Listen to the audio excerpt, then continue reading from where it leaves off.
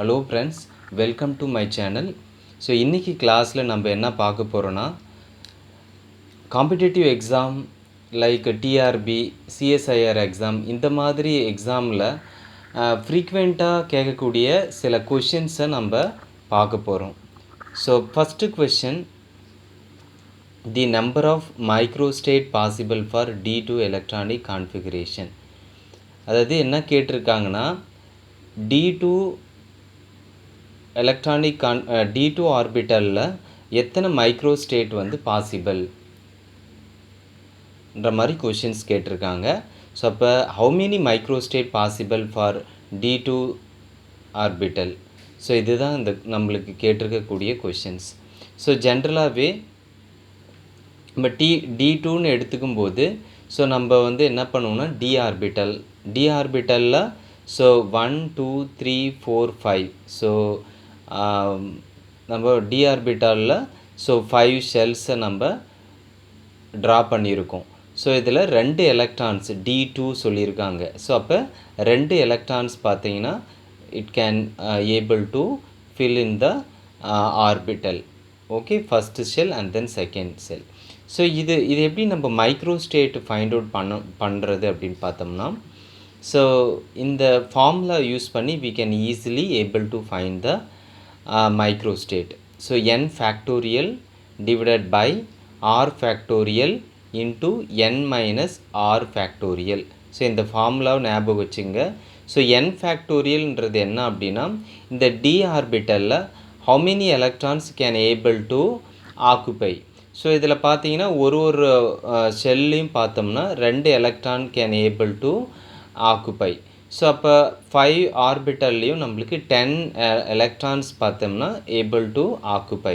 So அப்போ என்னன்ற இடத்துல நம்ம 10 ஆக்குப்பை பண்ணலாம். சரி, ஃபார் எக்ஸாம்பிள் இது எஸ் ஆர்பிட்டல் அப்படின்னா ஜஸ்ட்டு நம்ம 2 எலக்ட்ரான்ஸ் தான் இந்த என்னன்ற இடத்துல வரும். ஸோ அதே இப்போ எஃப் ஆர்பிட்டால்னு சொன்னோம் அப்படின்னா இந்த n ஃபேக்டோரியலில் ஸோ நம்ம என்ன பண்ணுவோம், 7 into 2 14 எலக்ட்ரான்ஸ் ஆக்குப்பை ஆகும்.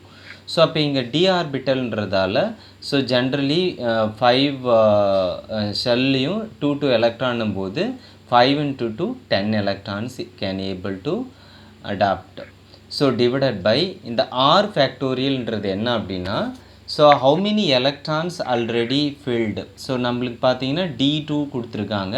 அப்போ 2 எலக்ட்ரான்ஸ், ஸோ 1 2 அப்போ 2 எலக்ட்ரான்ஸ். ஸோ அப்போ 2 ஃபேக்டோரியல்.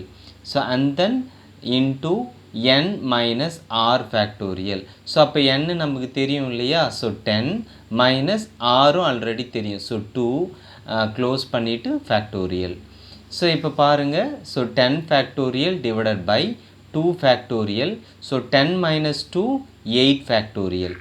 ஸோ இந்த 10 ஃபேக்டோரியலை நம்ம எப்படி எழுதலாம் அப்படின்னா, so 10 into 9 into 8 into 7 6 so இந்த மாதிரி எழுதலாம். இதை ஃபேக்டோரியல்னு சொல்லுவோம். ஸோ நம்ம வெறுமனே இதை நம்ம இங்கே கீழே 8 ஃபேக்டோரியல்னு இருக்குது. ஸோ அதனால் நம்ம ஜஸ்ட்டு 10 into 9 into 8 ஃபேக்டோரியலோட நம்ம லிமிட் பண்ணிக்கலாம். சப்போஸ் இங்கே 7ஓ இல்லை 6ஓ இருந்துச்சுன்னா நம்மளும் என்ன பண்ணிக்கலாம்னா 6 வரைக்கும் நம்ம we can ஸ்டாப் பண்ணிக்கலாம். ஸோ இப்போ இங்கே 10 ஃபேக்டோரியல் இருக்கு இல்லையா, அதை நம்ம எப்படி எழுதலாம்னா 10 into 9 into 8 factorial.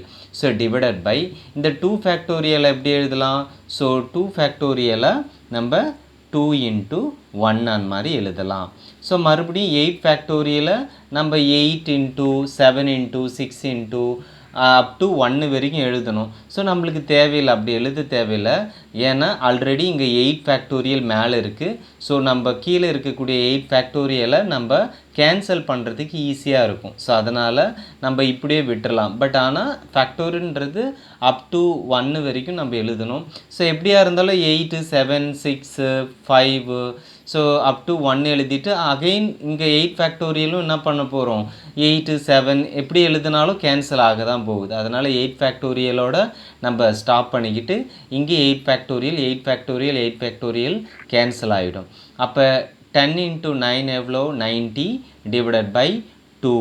So 90 divided by 2 எவ்வளோனா 45. ஸோ அப்போ இந்த D2ன்ற ஸ்டேட்டில் நமக்கு மைக்ரோ ஸ்டேட் பார்த்தோம்னா 45 micro state can able to possible இந்த D2 ஆர்பிட்டல். ஸோ அப்போ இந்த D2 ஆர்பிட்டலில் நமக்கு 42 micro state can able to possible.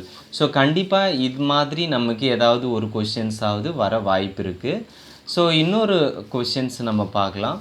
So the ionic strength of 0.01 so molar potassium sulfate is possible, and then K2SO4 potassium sulfate produce 2 potassium ions and 1 SO4 2 minus ion.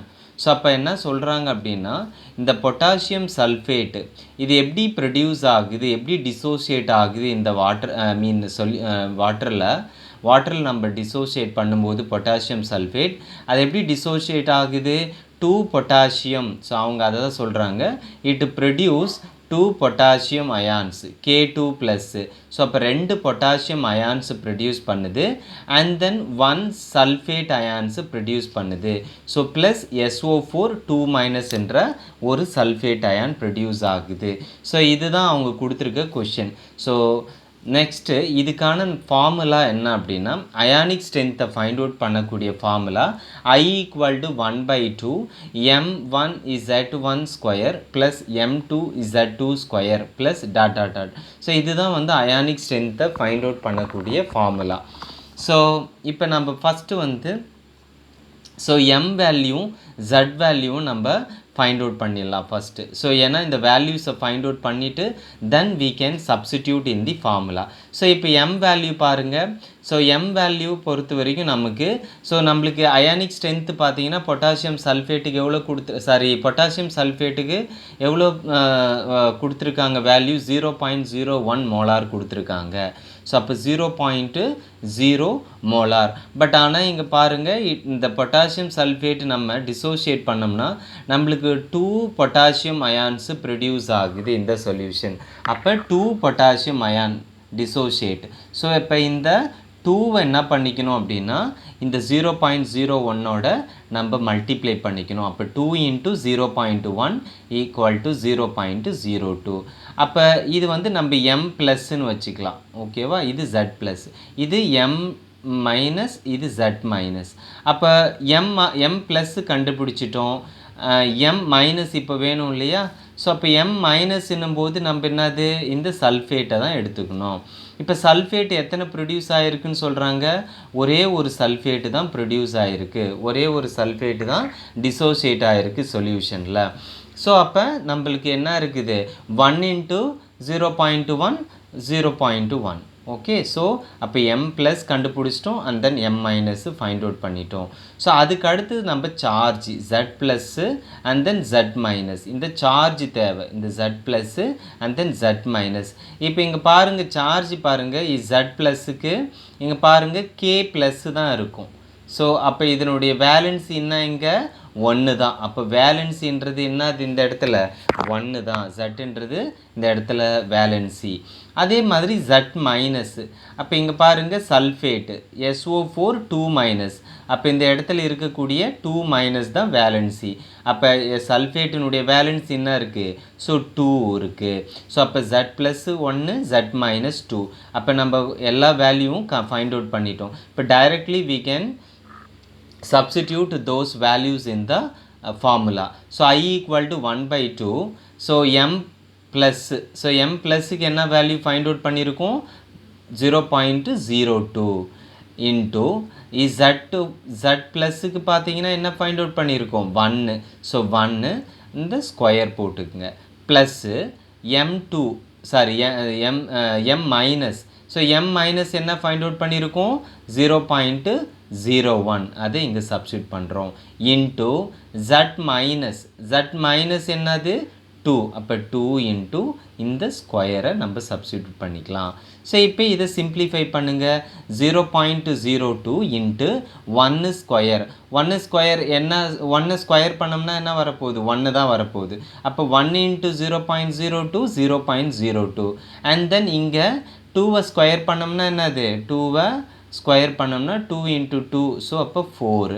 அப்போ 4 into 0.1 0.4.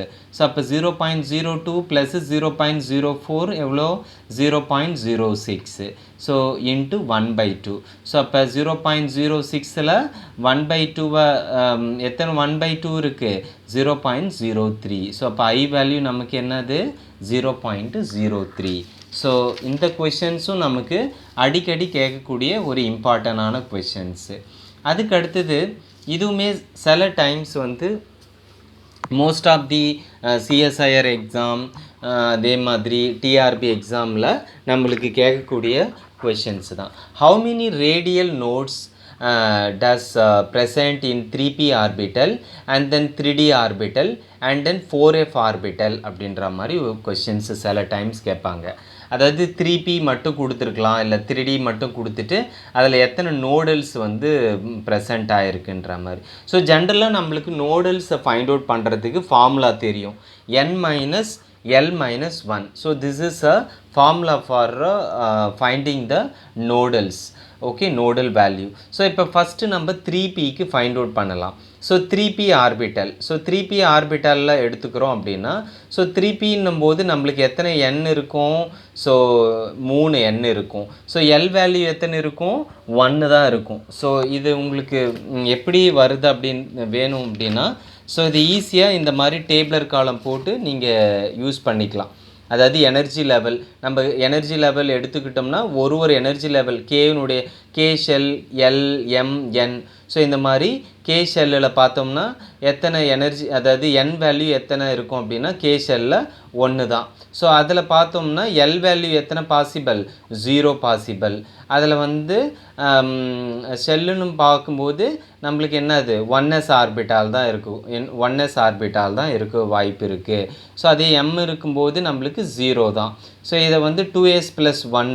So 2 into எஸ்ன்றது என்னது இந்த இடத்துல, so அதாவது ஒரே ஒரு electrons தான் இருக்குது. அப்போ ஒரு எலக்ட்ரான்ஸ் என்னும்போது நமக்கு 1/2. ஸோ அப்போ 1/2 இன்ட்டு 1, அப்போ இன்ட்டு நம்மளுக்கு ஈஸியாக கேன்சல் ஆகிட்டு நம்மளுக்கு ஆன்சர் 1 கிடைக்கும். ஸோ அதே மாதிரி எல் ஷெல். ஸோ எல் ஷெல்லில் பார்த்தீங்கன்னா நம்மளுக்கு செகண்ட் ஷெல் இல்லையா, அப்போ 2 போட்டுங்க. ஸோ அதுக்கடுத்து எம்ன்றது தேர்ட் ஷெல், என்னன்றது ஃபோர்த்து ஷெல். ஸோ இந்த மாதிரி ஞாபகம் வச்சுக்கிட்டிங்கன்னா ஈஸியாக இருக்கும். கே ஷெல்ன்றது ஃபஸ்ட்டு ஷெல், எல்ன்றது செகண்டு, எம்ன்றது தேர்ட் ஷெல், என் வந்து ஃபோர்த்து ஷெல். ஸோ இப்போ 1ன்னும் போதுக்கு எல் கூட்டில் பார்த்தீங்கன்னா 0. அதே மாதிரி செகண்டு 2ல் பார்த்தீங்கன்னா 0 1 2 பாசிபிலிட்டி இருக்குது எல் வேல்யூ. 3ன்னும் போது 0 1 2 3 பாசிபிள் இருக்குது. ஸோ இப்போ 2னா என்ன பண்ண போகிறோம், ஸோ 2ல் எத்தனை values L value possible 0 1. So 2 value பாசிபிளாக இருக்கும். அதே 3ன்னும் போது நம்மளுக்கு 0 1 2 3 வேல்யூ பாசிபிள் இருக்குது. 4ல் 0 1 2 3 இந்த மாதிரி பாசிபிள் இருக்குது. இப்போ 0ன்னும் போது நம்ம 1sன்னு எழுதுவோம். 0ன்னும் போது இப்போ ரெண்டாவது கூடு, அதனால் 2s. 1ன்னும் போது 2pன்னு எழுதுவோம். ஸோ 0க்கு 3s, 1க்கு 3p, 2க்கு 3d, ஃபோர்த்து ஷெல்லுக்கு என்ன பண்ணுவோம் 4s. So 4p, so 4d and then 3க்கு 4f. ஸோ இது என்னன்னா, ஸோ இப்போ 1ன்னும் போது 4p, 1ன்றது என்னது 4pன்னு எடுத்துக்கிட்டோம் அப்படின்னா அதை வந்து நம்ம ஆர்பிட்டல் பி ஆர்பிட்டல் எப்படி எழுதுவோம் +1 0 -1ன்னு எழுதுவோம் இல்லையா. ஸோ அதேமாரி 2ன்னும் போது நம்ம டி ஆர்பிட்டால் சொல்லுவோம். அப்போ டி ஆர்பிட்டால் வந்து +2 +1 0 -1 -2. ஸோ இதெல்லாம் உங்களுக்கு இது பேசிக், இதெல்லாம் தெரியும். ஸோ அதனால் இந்த மாதிரி டேபிளர் காலம் போட்டுக்கிட்டிங்கன்னா யூ கேன் ஈஸியாக நம்ம வந்து இப்போ 3pன்னும் போது, ஸோ 3pன்னும் போது எல் வேல்யூ என்னாரு 1.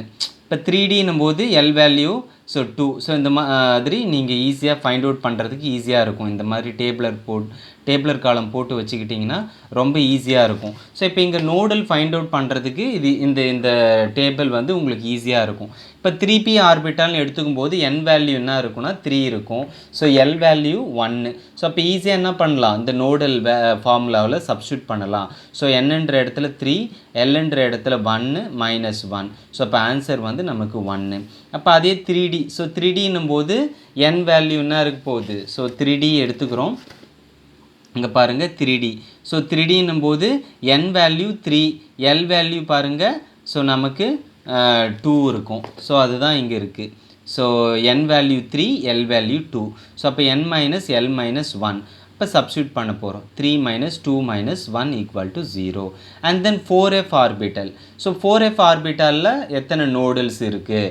ஸோ அதுவும் அதே மாதிரி இந்த டேபிளர் காலம் யூஸ் பண்ணி நீங்கள் ஃபைண்ட் அவுட் பண்ணிக்கலாம். 4fல பாருங்கள், 4fல n வேல்யூ என்னது? 4n வேல்யூ, L வேல்யூ பார்த்தீங்கன்னா 3.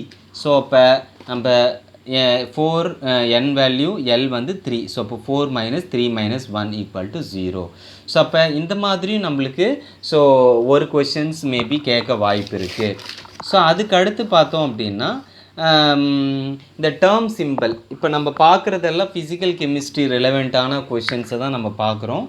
So maximum number of questions, எல்லா இம்பார்ட்டண்ட் கொஷின்ஸும் எல்லா கிளாஸ்லேயும் நான் வந்து வி வில் டிஸ்கஸ். இப்போ அடுத்த கொஷின்ஸ் பார்த்தோம் அப்படின்னா, what is the term symbol of cerium? இப்போ இந்த சீரியத்தினுடைய டேர்ம் சிம்பிள் என்னன்னு கேட்குறாங்க. ரொம்ப ஈஸி டேர்ம் சிம்பிளை பொறுத்த வரைக்கும். இப்போ சீரியத்துக்கு பார்த்தீங்கன்னா அவுட்டர் மோஸ்ட் எலக்ட்ரானிக் கான்ஃபிகரேஷன் எடுத்துக்கிட்டிங்க அப்படின்னா 4f மைனஸ் 4f1. ஸோ ஒரே ஒரு எலக்ட்ரான் தான் சீரியத்தில் இருக்குது. ஸோ அப்போ நம்ம எஃப் ஆர்பிட்டாலை பொறுத்த வரைக்கும் நம்ம 7 ஷெல் போடுவோம். 1 2 3 4 5 6 7. ஸோ அப்போ 3ன்னும் போது எஃப் ஷெல்னாவே என்ன அது ஸ்டார்ட் ஆகும்? +3 +2 +1 0 -1 -2 -3. ஓகே. ஸோ அப்போ நம்மளுக்கு ஒரே ஒரு எலக்ட்ரான்ஸ் தான் ஃபில் ஆகும். ஏன்னா ஒரு எலக்ட்ரான்ஸ் தான் சீரியத்தில் இருக்குது. அவுட்டர் மோஸ்ட் எலக்ட்ரானிக் கான்ஃபிகரேஷன் 1 தான். ஸோ அப்போ இதில் L வேல்யூ என்னது? அப்போ 3 வந்துடும். ஆமாம் இல்லையா? ஃபஸ்ட்டு ஷெல்லில் ஒரு எலக்ட்ரான் இருக்குது. அப்போ L value 3. So S value எவ்வளோ? ஸ்பின் பார்த்தீங்கன்னா ஆஃப், ஒரே ஒரு எலக்ட்ரான்ஸ் மட்டும்தான் இருக்குது. அப்போ ஒன்றே ஒன்று இருந்துச்சு அப்படின்னா அதனுடைய S வேல்யூ ஆஃப் 1/2. ஸோ அதுக்கு அடுத்து நம்ம இந்த வேல்யூஸை நீங்கள் மக்கப் பண்ணிக்கலாம். S, p, d, f, g, h. இப்போ எஸ் ஆர்பிட்டல்னா 0, பி ஆர்பிட்டல்னா ஒரே ஒரு வேல்யூ பாசிபிள், டினா 2, எஃப்னா 3, ஜினா 4, ஹெச்னா 5. இது ஒன்றும் இல்லை. ஸோ இப்போ எஸ் ஆர்பிட்டல்னு எடுத்துக்கிட்டோம் அப்படின்னா 0. ஸோ பி ஆர்பிட்டல்னா 1. ஓகேவா? +1லேருந்து ஸ்டார்ட் ஆகி -0 வழியாக -1 வரைக்கும் இருக்கும். ஸோ டி வேல்யூ பார்த்தோம்னா +2லேருந்து -2 வரைக்கும் இருக்கும். எஃப் வேல்யூ பார்த்தீங்கன்னா +3லேருந்து -3. இது இருக்கு இல்லைங்களா? +3லேருந்து -3 வரைக்கும் இந்த ஷெல்லை நம்ம ஷெல் பாசிபிள், எலக்ட்ரான் வந்து ஆக்குப்பை ஆகிறதுக்கான பாசிபிலிட்டி இருக்குது. ஸோ அதுதான் இது. இதை வந்து நம்ம ஞாபகம் வச்சுக்கணும். ஸோ அதுக்கு அடுத்தது நம்ம இந்த டேர்ம் சிம்பிளுக்கான ஃபார்முலா என்ன அப்படின்னா 2s + 1 LJ. இதுதான் வந்து டேர்ம் சிம்பிளுக்கான ஃபார்முலா. 2s + 1 LJ. இப்போ இந்த 2s + 1 நம்ம ஃபைண்ட் அவுட் பண்ணணும். அப்போ 2s + 1. ஸோ 2 போட்டுக்கிறோம். நம்மளுக்கு வந்து எவ்வளோ எஸ் வேல்யூ கிடச்சிது? 1/2. ஸோ அப்போ ஆஃப் 2 × 1/2 + 1. ஸோ அப்போ இந்த 2 கேன்சல் ஆகிட்டு 1 + 1 அப்போ எவ்வளோ? நம்மளுக்கு 2. ஓகேங்களா? ஸோ அப்போ 2 + 1 நம்மளுக்கு கிடச்சிருச்சு. ஆன்சர் 2. அதுக்கடுத்து எல் வேல்யூ. ஸோ இந்த எல் வேல்யூ நம்மளுக்கு தெரியணும் இல்லையா? ஸோ பாருங்கள், இங்கே எல் வேல்யூ நம்மளுக்கு என்ன கண்டுபிடிச்சிருக்கோம்? 3. So answer is 3. அப்போ இங்கே பாருங்கள், எங்கே 3 இருக்குது? So F. ஸோ அப்போ எல் வேல்யூ பொறுத்த வரைக்கும் நம்மளுக்கு எஃப். ஸோ அந்த எஃப் தான் நான் இங்கே போட்டிருக்கேன். ஸோ இந்த 2s + 1க்கு ஆன்சர் 2. ஸோ இங்கே ஃபைண்ட் அவுட் பண்ண இந்த 2 தான் இங்கே சப்ஸ்டியூட் பண்ணியிருக்கேன். இப்போ ஜே, இந்த ஜே வேல்யூ என்ன அப்படின்னு பார்த்தோம்னா, இந்த ஜேவை பொறுத்த வரைக்கும் நம்மளுக்கு L + S, L - S இதெல்லாம் நம்ம பேசிக் ஏற்கனவே படிச்சிருப்போம். So we don't want to discuss again. So இது ஃபுல்லாக கொஷின்ஸ் டிஸ்கஸ் பண்ணுறதால முடிஞ்ச அளவுக்கு நம்ம ஷார்ட்டாக போயிடலாம். So L + S, L - S. So L value நம்மளுக்கு தெரியும் 3, ஸ்பின் வேல்யூ ஆஃப். அதே மாதிரி L வேல்யூ 3 -1/2. அப்போ இதை நீங்கள் மல்டிப்ளை பண்ணால் ஸோ 2. ஸோ 2 × 3 6. ஸோ 1 × 1 1.